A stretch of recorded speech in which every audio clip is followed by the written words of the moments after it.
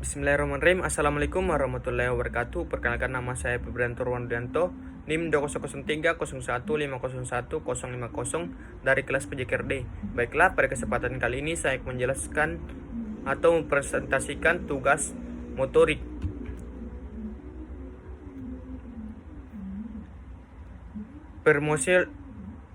Permorosial informasi. Apa itu permorosial informasi? Secara sederhana, diartikan sebagai suatu proses yang sering terjadi pada peserta didik untuk mengelola informasi, monitornya, dan menyusun strategi berkenan dengan informasi tersebut. Dapat inti pendekatan lebih proses memori dan cara berpikir. Proses informasi yang efektif meliputi perhatian, memori, dan proses berpikir. Proses informasi ini didasari oleh teori belajar kognitif, primitif, dan berorientasi pada kemampuan peserta didik. Memproses informasi yang dapat memperbaiki kemampuan. Permosian informasi merujuk pada cara mengumpulkan atau menerima stimuli dari lingkungan, mengoreksi data atau memecahkan masalah, menemukan konsep, dan menggunakan simbol verbal dan visual.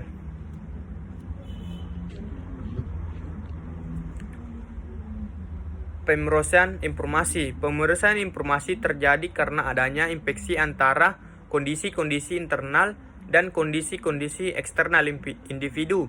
Kondisi internal yaitu keadaan dalam diri individu yang diperlukan untuk mencapai hasil belajar dan proses kognitif yang terjadi dalam individu. Sedangkan kondisi eksternal adalah rangsangan dari lingkungan yang mempengaruhi individu dalam proses pembelajaran. Dalam pembelajaran terjadi proses penerimaan informasi yang kemudian diolah sehingga menghasilkan output dalam bentuk hasil belajar. Pembelajaran merupakan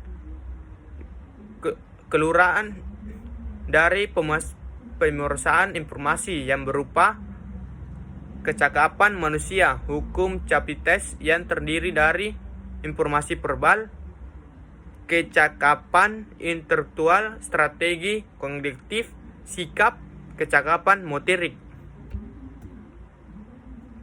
Pemasangan informasi sebagai berkaitan dengan perkembangan kognitif. Hal itu disebabkan oleh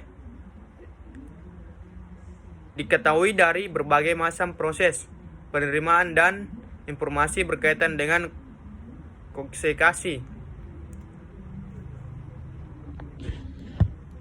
Pada tahap pemahaman dan perprosessan informasi, memori kerja berfokus pada bagaimana pengetahuan baru dapat dimodifikasi.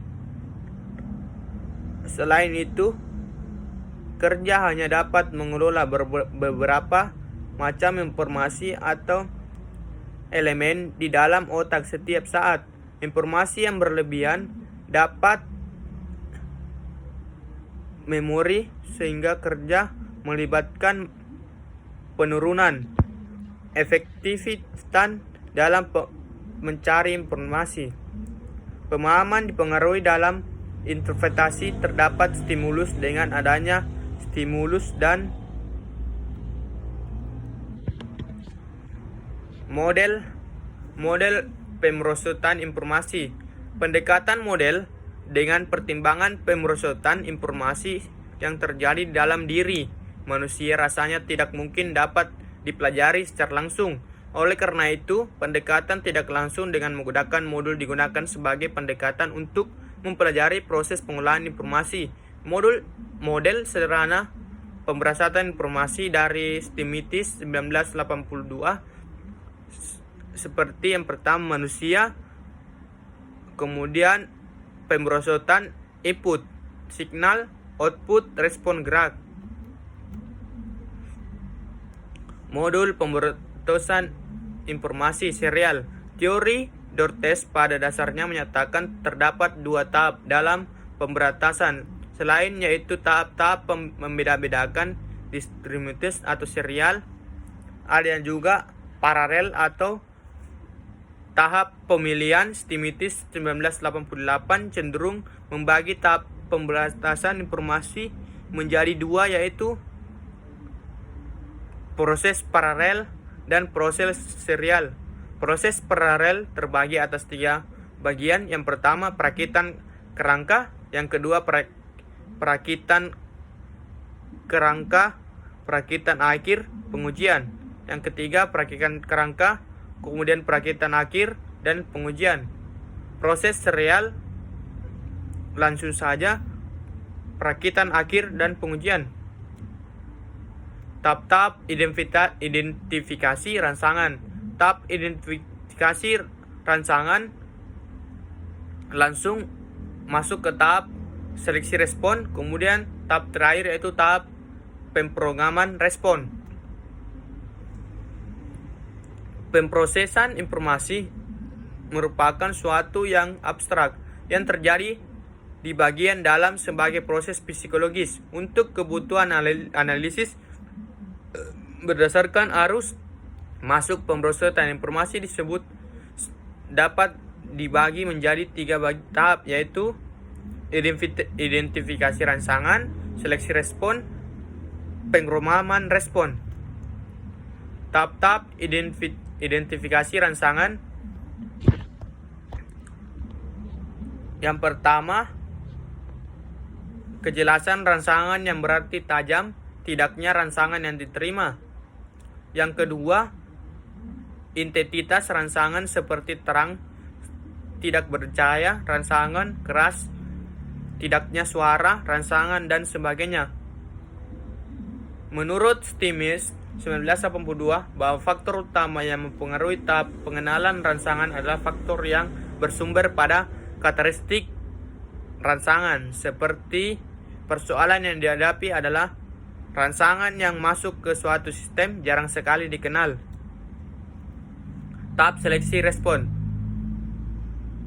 Maka Hicks 1952 telah menghasilkan sebuah hukum yang berbunyi waktu reaksi memilih respon meningkatnya konstan sekitar 150 milidetik pada setiap kali jumlah alternatif respon meningkat 2 kali. Hukum ini cenderung menegakkan bahwa hubungan antara waktu reaksi memilih dan logaritma dari alternatif jumlah rangsangan respon adalah linear. Kerangka memori. Ingatan atau memori merujuk pada proses penyimpanan atau pemeliharaan informasi yang telah diperoleh oleh individu sepanjang masa. Suatu sistem dianggap dapat menyimpan informasi dan tempat pemrosesan informasi untuk dapat diproses pada waktu berikutnya disebut memori. Memori tidak hanya mempengaruhi perspektif kita melalui saringan perspektif, tetapi juga keputusan dan pemilihan yang diambil dalam saluran terbatas. Kerangka memori. Hubungan antara kompartemen memori yang meliputi spermatomates, sensor seperti short-term memori dan logaritma memori serta proses terjadi di dalam dapat dilihat.